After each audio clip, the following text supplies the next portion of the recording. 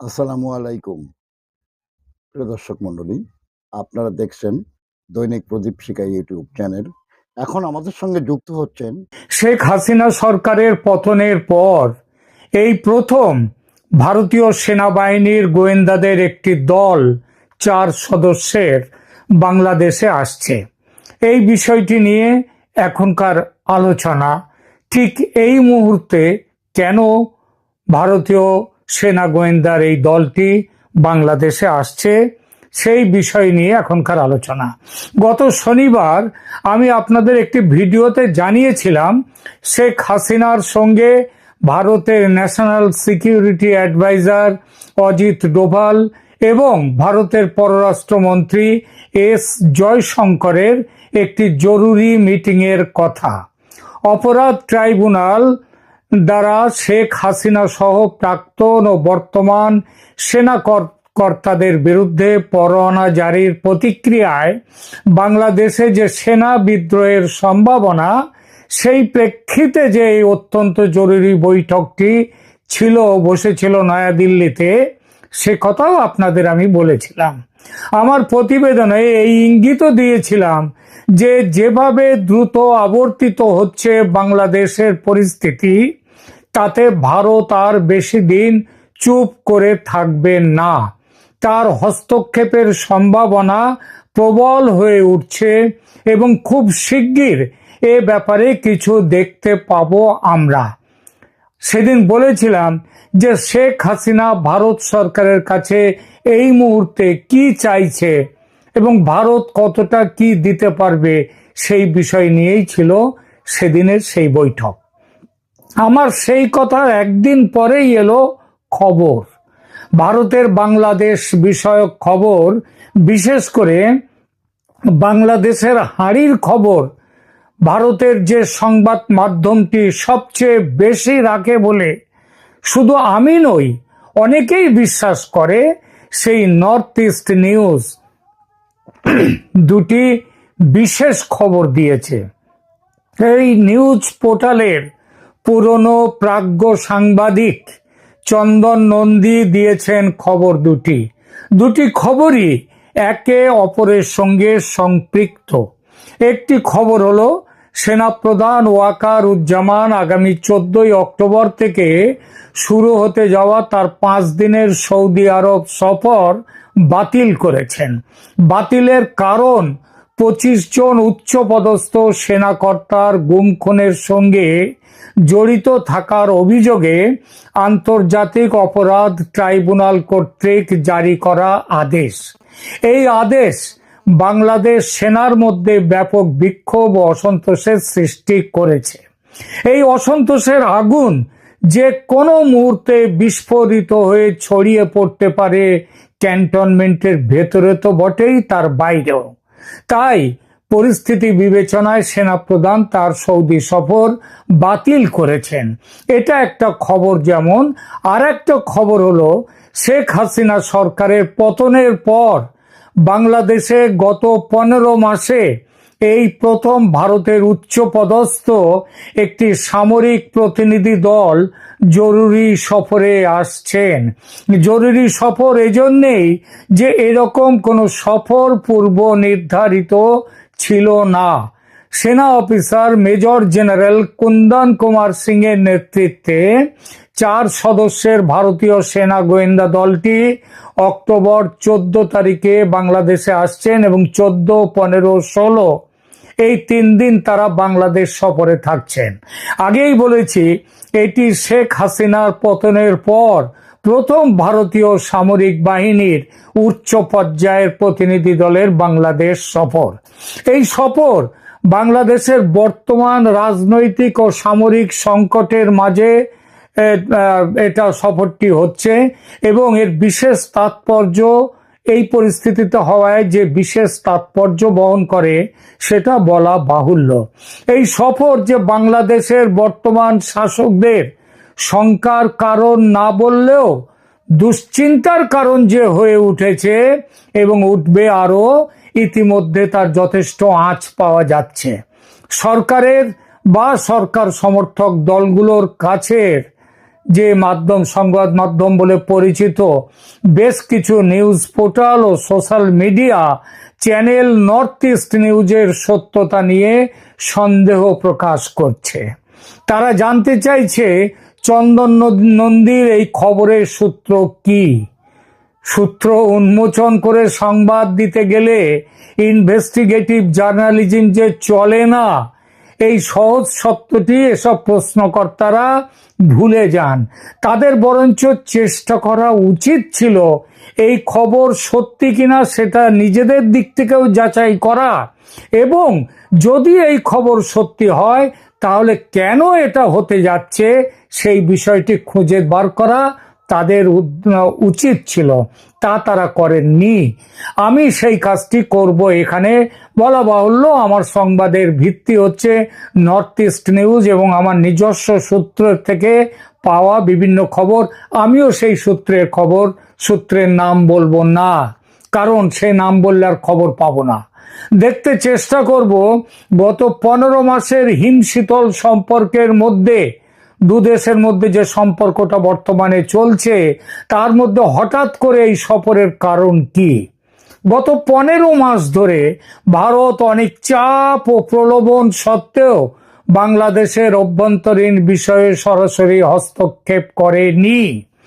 ধর্মীয় সংখ্যালঘু হিন্দু সম্প্রদায়ের ওপর ব্যাপক অত্যাচার নিয়ে প্রতিবাদ জানিয়েছে বটে, কিন্তু সরাসরি হস্তক্ষেপ করেনি।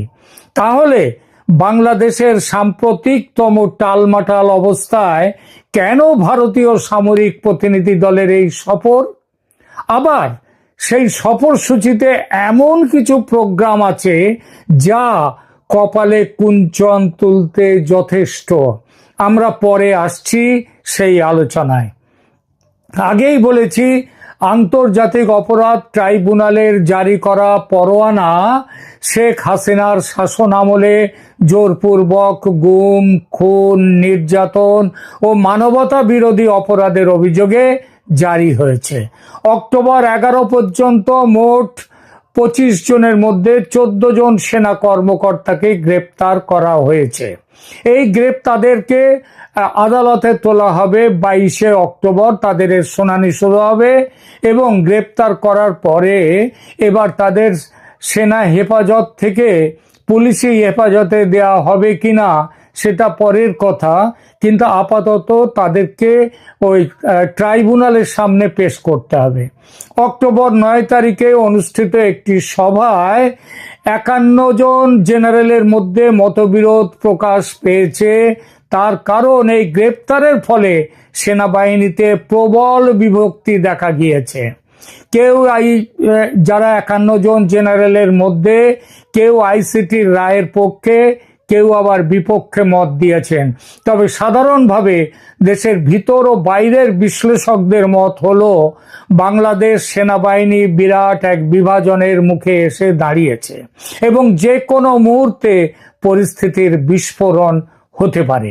এই পরিস্থিতিতে সেনা প্রধানের সৌদি সফর বাতিল করাটা খুবই যৌক্তিক ও স্বাভাবিক, এ বিষয়ে সন্দেহ নেই। কিন্তু কথাটা হলো, এমন উত্তেজনাকর পরিস্থিতির মধ্যে ভারতীয় সেনা গোয়েন্দাদের সফর, সেটা তো ওটা যেমন স্বাভাবিক, সৌদি সফর বাতিল, তেমনি এটাও হচ্ছে অস্বাভাবিক। বুঝতে অসুবিধা হওয়ার কথা নয় যে এর পেছনেও কিন্তু কারণ আছে। কারণ ছাড়া কোনো কাজ হয় না। ভারতীয় সেনার গোয়েন্দা বিভাগের এই দলটির যে কর্মসূচি রয়েছে জানা যাচ্ছে, সেগুলো হলো ঢাকায় সশস্ত্র বাহিনী বিভাগ, বিমান বাহিনী, directorate general of forces intelligence মানে ডিজিএফআই, আর্মি এভিয়েশন গ্রুপ এবং 10ম পদাতিক ডিভিশনের সাথে বৈঠক। এই ব্যাপার এদের সাথে বৈঠক তারা করবে। বৈঠকের কি আলোচনা সেগুলো আপনারা কাদের সাথে বৈঠক হচ্ছে এটা জানলে অনেকটা আঁচ করতে পারবেন। আপাতত আমি বলছি সেটুকু হলো এই সেনাবাহিনী এবং যে হেডকোয়ার্টার সেনার তার সম্পর্কেই, অর্থাৎ ওয়াকারুজ্জামান সম্পর্কেও এর মধ্যে অনেক কিছু ব্যাপার রয়েছে। বিশেষভাবে উল্লেখযোগ্য আছে যে বিষয়টি, সেটি হচ্ছে এই দলটি শুধু ঢাকাতেই থাকবে না, এই দলটি কক্সবাজারেও যাবে। কক্সেস বাজার সফরটি বিশেষ গুরুত্বপূর্ণ এজন্যেই যে পাকিস্তানি সামরিক তৎপরতা এখানে ভীষণভাবে বৃদ্ধি পেয়েছে।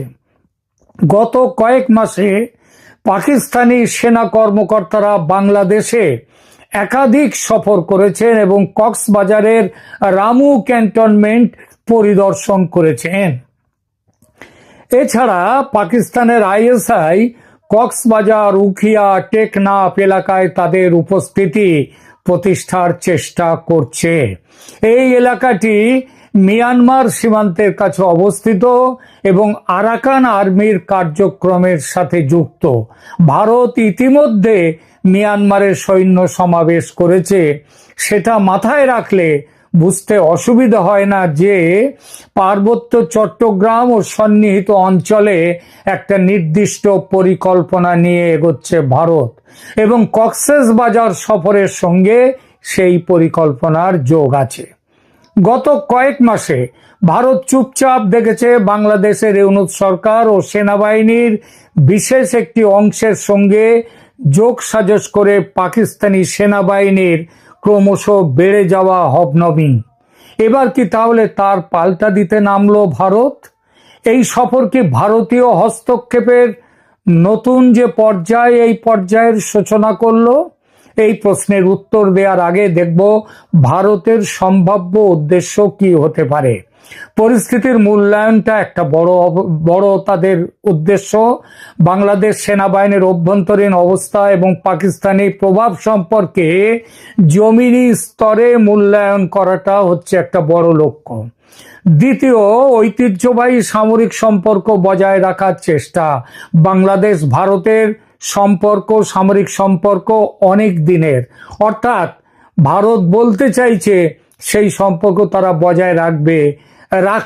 চোরের ওপর রাগ করে মাটিতে ভাত খাবে না, অর্থাৎ তোমরা সম্পর্ক কাটতে চাইলেও আমরা কাটতে দেব না। প্রতিপক্ষীয় কার্যক্রম মোকাবেলা করার একটা উদ্দেশ্যও আছে। পাকিস্তান ও চীনের ক্রমবর্ধমান প্রভাব মোকাবিলা করাও এর একটা উদ্দেশ্য ভারতের।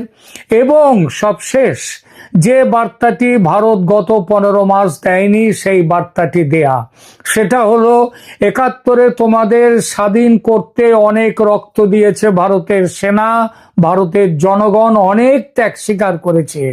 সেই ত্যাগ, সেই রক্ত এত সহজে ভুলে গিয়ে শত্রু পাকিস্তানের কলোনি করতে চাইছো তোমরা তোমাদের দেশে, কিন্তু সেটা আমার দেশের শান্তি ও সার্বভৌমত্ব ভঙ্গ করবে, আর সেটা আমরা হতে দেব না। অর্থাৎ গত 15 মাস ভারতের ভূমিকা ছিল অনেকটা প্যাসিভ স্পেকটেটর, মানে প্যাসিভ দর্শক, খুব একটা পরোক্ষ দর্শকের ভূমিকা। সেটা পাল্টে এবার অ্যাক্টিভ অ্যাক্টর হতে চলেছে ভারত। সেনা গোয়েন্দা দলের এই সফরকে তাই কেউ যদি বলেন ভারতের অ্যাক্টিভ অ্যাক্টর হওয়ার সূচনা, তাহলে আমি সেটা মেনে নেব। তর্কের খাতিরে কেউ বলতেই পারেন শেখ হাসিনা আমলে নিয়মিত সামরিক বিনিময় ছিল, এটাও তেমনি একটা। গবেষণায় দেখা যায় যে শেখ হাসিনার শাসন আমলে ভারত ও বাংলাদেশ সামরিক বিনিময় ছিল অত্যন্ত নিয়মিত ও ঘন ঘন। 2023 সালের আগস্টে 5ম বার্ষিক প্রতিরক্ষা সংলাপ অনুষ্ঠিত হয় ঢাকায়, যেখানে ভারতের প্রতিরক্ষা সচিব গিরিধর আরামানে এবং বাংলাদেশের তৎকালীন সশস্ত্র বাহিনী বিভাগের প্রধান staff officer lieutenant general Wakeruzzaman অংশগ্রহণ করেছিলেন। 2024 সালের জুলাই পর্যন্ত এই বিনিময় অব্যাহত ছিল। ভারতীয় নৌবাহিনী প্রধান দীনেশ কুমার ত্রিপাঠী জুলাই 1 থেকে 4 গত বছর 2024-এ বাংলাদেশ সফর করেছিলেন। এরপর আগস্ট 5 তারিখে গত বছর শেখ হাসিনার পতনের মাধ্যমে এই নিয়মিত সামরিক বিনিময় বন্ধ হয়ে যায়। শেখ হাসিনার পতনের পর ভারত বাংলাদেশ সামরিক সম্পর্কে এক ধরনের কূটনৈতিক অচল অবস্থা, হিমায়ন, শীতলতা তৈরি হয়েছিল। নভেম্বর 5, 2024 সালে ভারতীয় সেনাপ্রধান উপেন্দ্র দ্বিবেদী এবং বাংলাদেশের সেনাপ্রধান জেনারেল ওয়াকার উজ্জামানের মধ্যে একটি ভার্চুয়াল বৈঠক অনুষ্ঠিত হয়। ভার্চুয়াল বৈঠকটি ছিল ভিডিও বৈঠক। এটাই ছিল আগস্ট 5-এর পর প্রথম সেনাপ্রধান পর্যায়ের যোগাযোগ এবং 15 মাসে এই প্রথম কোনো ভারতীয় সেনাদল বাংলাদেশ সফরে যাচ্ছেন, তাও যখন বাংলা সেনা বারুদের স্তূপ হয়ে আছে ঠিক তখন। অদ্ভুত লাগছে না? এবার একটা ভাইটাল প্রশ্নে আসি, কার ইচ্ছায় ও উদ্যোগে ভারতীয় সেনা গোয়েন্দাদের এই সফর? বর্তমান সফরের উদ্যোক্তা কে? একাধিক সূত্রে প্রমাণিত হয়েছে যে এই সফরের উদ্যোগ নিয়েছেন বাংলাদেশের সেনাপ্রধান জেনারেল ওয়াকারুজ্জামান।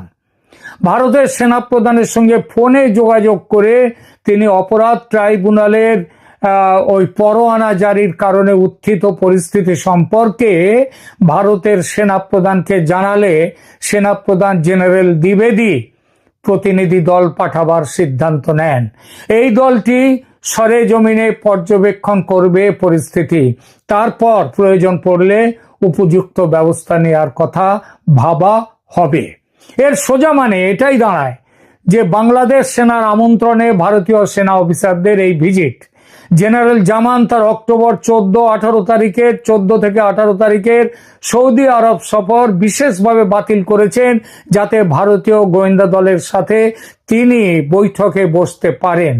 তিনি নিজের নিরাপত্তা সংকট মোকাবিলা করতেই নিজের নিরাপত্তা সংকট যেটা হয়েছে সেটা মোকাবিলা করতে ভারতীয় সেনার এই সফর চেয়েছেন। এছাড়া জেনারেল জামান বুঝতে পেরেছেন পরিস্থিতি যেদিকে যাচ্ছে তাতে ভারতের সাহায্য খুবই দরকার, তাই এই সফরের উদ্যোগ নিয়েছেন। বিশেষ পরিস্থিতির কি তাহলে? সামরিক আদালতের পরোয়ানা ও সেনাবাহিনীর অভ্যন্তরীণ সংকটের প্রেক্ষাপটে এই সফর। সংকট চালিত কূটনীতি এই সফর হলো ক্রাইসিস ড্রাইভেন ডিপ্লোমেসি, অর্থাৎ সংকট মোকাবিলার জন্য নেয়া কূটনৈতিক পদক্ষেপ। জেনারেল জামান তার ব্যক্তিগত ও প্রাতিষ্ঠানিক অস্তিত্ব টিকিয়ে রাখতে ভারতের সহায়তা চাইছেন। এবার প্রশ্ন, এই সফরে মোহাম্মদ ইউনূসের অন্তর্বর্তী সরকারের সমর্থন আছে কি? যতদূর জানা যাচ্ছে ইউনূস সরকারের পক্ষ থেকে তো সমর্থন, এই উদ্যোগের সমর্থনে তো কোনো প্রমাণ নেই, বরং সরকার তিনি তার বিরোধিতা করেছেন। সরকার ও সেনাবাহিনীর মধ্যে বিদ্যমান ঠান্ডা যুদ্ধের প্রেক্ষাপটে এটি সেনাপ্রধানের একক সিদ্ধান্ত এবং এমনও হতে পারে ইউনূস এই সফর সম্পর্কে কিছু জানেন না বলেই খবর। এই সফর ওয়াকারুজ্জামানের ব্যক্তিগত নিরাপত্তা রক্ষার চেষ্টাও বটে। মার্চ 2025-এ পাকিস্তান সমর্থিত জেনারেলদের পক্ষ থেকে জেনারেল ওয়াকারুজ্জামানের বিরুদ্ধে অভ্যুত্থানের চেষ্টা হয়েছিল তিনি আফ্রিকা থেকে ফেরার সময়, যা ভারতের সাহায্যে ব্যর্থ হয়। শেষ করি আলোচনা। ভারতীয় সেনার গোয়েন্দা দলের এই সফর নিয়মিত দ্বিপক্ষীয় বিনিময় নয়, বরং বাংলাদেশের সেনাপ্রধান জেনারেল ওয়াকারুজ্জামানের একটি কৌশলগত উদ্যোগ। আইসিটির পরোয়ানা, সেনাবাহিনীর আভ্যন্তরীণ বিভক্তি, পাকিস্তানি প্রভাব বৃদ্ধি এবং ব্যক্তিগত নিরাপত্তার হুমকির প্রেক্ষাপটে জেনারেল জামান এই সফরের আয়োজন করেছেন। মোহাম্মদ ইউনূসের অন্তর্বর্তী সরকার এই সফরে প্রত্যক্ষ ভূমিকা পালন করেনি, করার কথাও নয়। এটি মূলত সামরিক নেতৃত্বের উদ্যোগ এবং এই উদ্যোগের মধ্য দিয়ে বাংলাদেশে ভারতের প্রত্যক্ষ রাজনৈতিক ও সামরিক হস্তক্ষেপের সূচনা হবে। বাংলাদেশের একটা বড় অংশের মানুষ তাদের বর্তমান দুর্দশা থেকে মুক্তির জন্য ব্যাকুলভাবে এতদিন ভারতের হস্তক্ষেপ চাইছিল। মনে হচ্ছে এতদিনে তাদের সেই আশা পূর্ণ হওয়ার পথে। আমার আজকের এই প্রতিবেদন ভালো লাগলে দয়া করে লাইক দিন, কমেন্ট এবং সাবস্ক্রাইব করুন আমার চ্যানেলকে। এই অনুরোধ জানিয়ে আপাতত শেষ করছি। ধন্যবাদ।